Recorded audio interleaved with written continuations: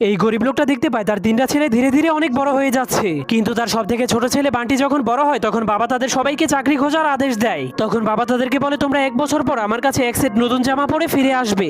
এরপর তারা তিন ভাই চাকরির খোঁজে একসাথে বাইরে বের হয়ে যায়, কিন্তু তারা তিন রাস্তার মোড়ে গিয়ে একজন আরেকজনকে বিদায় দিয়ে তিনজন তিন দিকে চলে যায়। কিন্তু সব থেকে ছোট ছেলে বান্টি একটা জঙ্গলের মধ্যে যাওয়ার পর একটা ব্যাংকে দেখতে পায়। তখন সেই ব্যাংকটা বান্টিকে বলে, তুমি কি আমার জন্য কাজ করবে? তোমার কাজ হলো তুমি প্রতিদিন কাঠ কাটবে এবং আমাকে সঠিক সময়ে বিছানায় নিয়ে ঘুম পাড়াবে।